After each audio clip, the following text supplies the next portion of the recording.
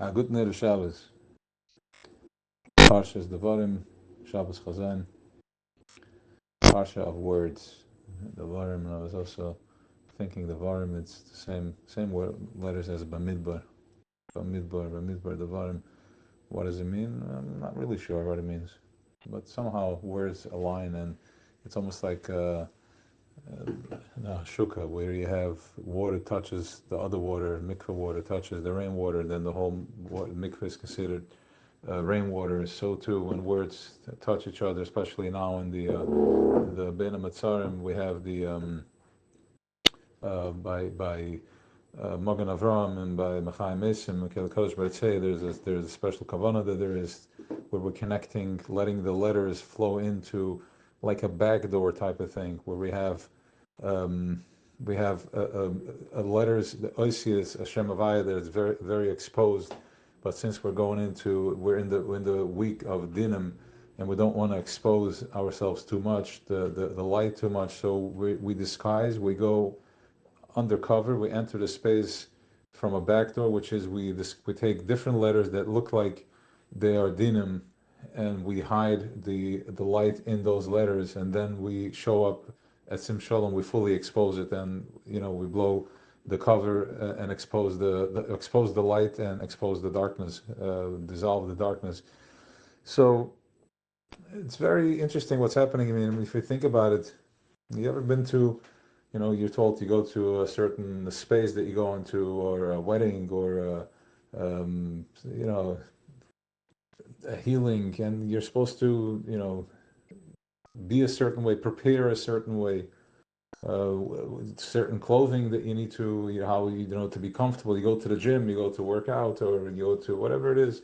Shabbos, you have certain way of preparing yourself, and based on the preparation, the more intense the process, the more the preparation, the more you're told what to do and how to wear, and you want to know all the details and how to be exactly, not to be in the way, or to be in the way and not to get in the way. What if I do get in the way? And here we have a 3 week process of, we're starting to prepare 3 weeks of, no music, and no haircuts, not cutting the hair, and then we're going into the 9 days starting from Rosh Chodesh. We started this week, where there is no meat. We don't eat any meat. Special diets, specific diets, as to what that we're told, and also no showers, no washing clothes, and all that. I don't know how strict we are now with the showers, but whatever it is, the halacha is, and there's some people that are doing it. It's a very intense process for 9 days, especially in the summer. It happens to be this year. Somehow it's not as hot. Tavshin Pei it's a little more, merciful, but it usually the 9 days is brutal. No swimming. There's a specific awareness, a specific alert, and what are we entering into? We're entering in the fire. We're going into the fire, massive fire. We're going to the Beis Hamikdash is burning. The Beis Hamikdash is burning. The place of our center, our power, our koyach, our communication center, our tower, the tower, communication center is on fire, and it's a churban, as we know, but just let's go to a different direction. I mean, let's also remember we're dealing with, everything is specifically calculated. Everything has a cheshbon. Everything has a way in its place as to how to process. The churban is not about the outcome, because we know very well where we're going to. We know where we're heading to. The churban is in the process of getting there, and in the process of understanding what's happening. How many are going to pay the price? How many are going to be sacrificed? Sacrificed as in emotional, physical, and all of the above types of hardships and trauma. I almost don't want to use the word trauma anymore. It's so overused already. It's like almost like it doesn't really mean. I think it feels like another punch in the gut, where it's already so raw. This doesn't really mean much. But we have, last week the Abishah tells Moshe Alei Rosh HaPisgah, tells him, go on top of the mountain, and I want to show you what's going on. And the Mepharshim are already asking about it. Like the Abishah wanted to show him, he just wanted to see the Beis Hamikdash, the end of the game. But the Abishah said, I want you to see everything. I want you to see everything. Why?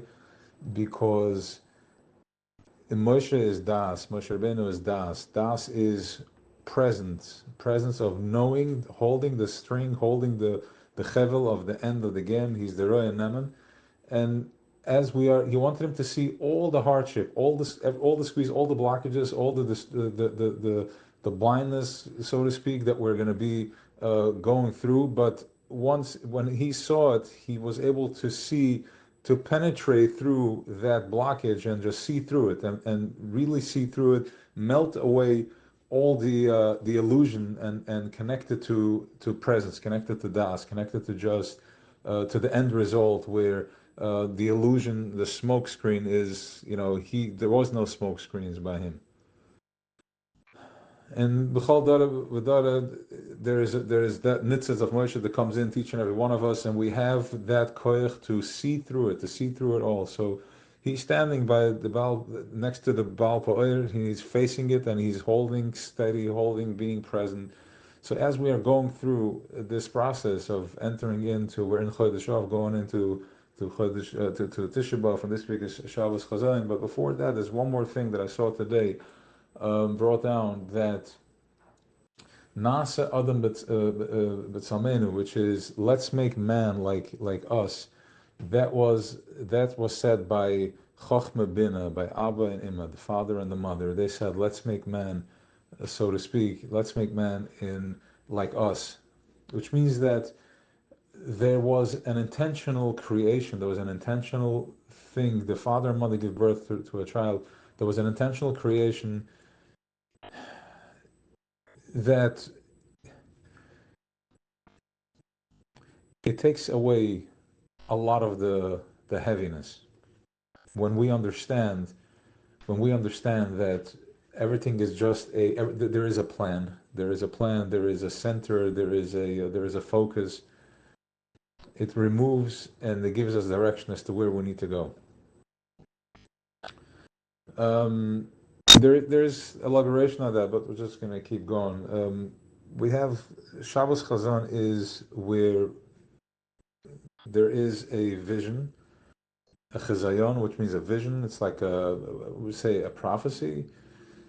It's not a, yes, that too, but chazayon it's a vision. A vision means that we all have visions. But we have real fazets to visions. We have visions in very low, from a low frequency, because we're trapped in this space, in this vessel that is not allowing us to expand, is not allowing us to see. So even when this message comes through, it's limited. It's like, imagine we're underground. We're in a tunnel. We're underground, and the message is trying to come through like miles of concrete, and the message can't come in. And some are really deep underground, and they can't receive anything. So this message is going out, which means that this vision it's so powerful, it's so intense, that it penetrates, it turns all the blockages, the concrete, all the chomer levenim, it turns it into, it just disappears, it becomes translucent, and the message is able to enter. Everybody receives the message. Some get the vision. Tzaddikim, the Rebbe Yitzchak Baditchev, he says, he was talking about that vision. But for all of us, the rest of us, the vision is not really going to do much for us. Rather, it's something that happens internally. It's something that happens inside of our bones. It's something that we feel, something that we process. It becomes a part of us. The question is just how to integrate that, how to go in, how to come out from that space. That's the question. Let's see if you're gonna have a vision, if you're going to receive that message, that baskoil that says, who Yerushalayim, Eretz Yisrael, going into that, waking up that space, which is what we're looking for and where we're heading, is that simple, and that is that much out there. What we're looking for, what you're searching for, your pain, your squeeze, the unknown, the anxiety, is exactly that. This is the medicine. This is the medicine. This is the only medicine there is. It's this message that's coming out, and you're going to ask, how tangible is this? How real is this? How can I hold on to this when I live? What good is that going to do to me or for me when I need something physical, need something tangible, how is something so lofty, a vision that a vibration that I need to feel in my bones, how is that, what is that going to do to me? So first of all, to understand that this is exactly where the action is. Remember, we're dealing with Resha Pisga, we're talking about the Beis Hamikdash is on fire, the physical thing is out, and it's going into a different place where it's entering another space. It's taking a few notches back and it's going into a higher vibration. It's going into the vape, to the ktoides of all the work that was done. We're dealing with in a space where Moshe is telling the Eden, my time has come. My time has come, and I'm going to be going into a different place. I'm here, and every generation I'm here, but not in this physical body. I'm taking a few clicks back to the right, to the left, and to the center, whatever that combination is that nobody knows where he is. So nobody knows where to find and where he's clicked into, but he's here. That is the that is the message of where and how to find, which is to go inside, into connecting to the fire, connecting to the avir, to the ruach, the spirit. And when you go into the spirit of it, you go into the spirit of the Beis Hamikdash, you go into the spirit of Moshe. That's the geula. That is this vision. That's this chazayon. That's where you find this prophecy. That's where you find this prophecy. That there's that geula is right here, and the Beis Hamikdash is burning, but it's not burning. It's on fire, which means that it's all fully lit. It's fully lit, and this is a Shabbos that we are finally connecting to our home. We're connecting to hope. That thing that you want, that you're looking for, that you have no words for, that you've been going for help and all types of hack and shining, that you're told that this is where it is, that's where it is. That's all very good. That's all very good, but that's not hitting the spot. The spot is this week, Shabbos Chazon. That's the spot. Connecting to something that is beyond words. There's no words beyond an image. It's deep. It's a part. It's who you are. It's who you are. It's who we are. It's our vibration. That going into that place, that's what's going to melt away all the resistance. Everything. That's what's going to melt away all the resistance. So we're preparing. We're entering the space. We're in a special dieta that we're the foods that we're eating and not eating. It's an intense process. The fast is coming up. Sitting on the floor and feeling the pain, feeling of entering the space of, it's a back door, it's dissolving, it's like going into the desert, going into the midway. It's every space, as we know already many times said, every Yom Tov has its way of how we enter the center, how we go to the place. It's this way, that way. Ava, Yira, top, bottom, Keser, Malchus, Chanukah, Netzachot. Every space, everything has its space. And Tisha B'Av is that place. It's the most intense place. We're entering into the Kodesh Kodashim. We're going into deep inside, sitting on the floor, feeling the pain, finally connecting. You want to be met, you want to be heard. That is the place. Feeling that sadness. Feeling that powerful sadness of Shekhinah that is wandering around and asking, why can't I catch a break? How could this be? I'm doing everything right and I'm trying everything. Why can't I be? What is it even that I want? You're going to find after doing a lot of this that you're asking, that you're going to realize that you don't even know what you want. What do you want? What do we want? You want to sit and learn all day? Really? Can you sit for more than 2 hours and sit and learn? I'm giving you 2 hours, 3 hours, some 15 minutes, but here, yeah, we can do 2, 3, 4 hours. How long can you do it for? How long can you sit and dwell and sit and vacus and be connected? How long can you do that for? A day? Because that is the Shkhinta Begalisa. That is the disconnect. That's the pain. That's the pain. So Mipsari Echzelikai, from our own flesh is where we see our Creator, our Eibishter. This is where we find ourselves. So when we melt away the Chomer Levenim, when we melt away the stones of the Beis Hamikdash, and we're entering in the fire, we're going to a place that is deeper than the physical, is deeper than, we're going to a place that's untouchable. The same way there's Shabbos, where you can walk on the street and the goy, the somebody that does not have access to this channel, this vibration, doesn't even know what's happening inside, that you're completely checked out right now. You're going to a meal and you're going to daven, you're coming from shul and you're going to a kiddush, whatever it is, you're just completely free of any type of burden. And you can't understand that is what's going on. That's the space of Beis Hamikdash on fire.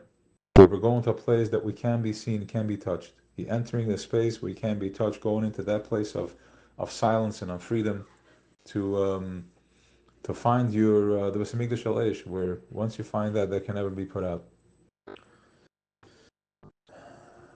Yeah, we also have Yaakov and Esav, like the big Yaakov and Esav. We're living in both of these spaces. We're living in both of these spaces. They're both happening at the same time. What are you tapped into?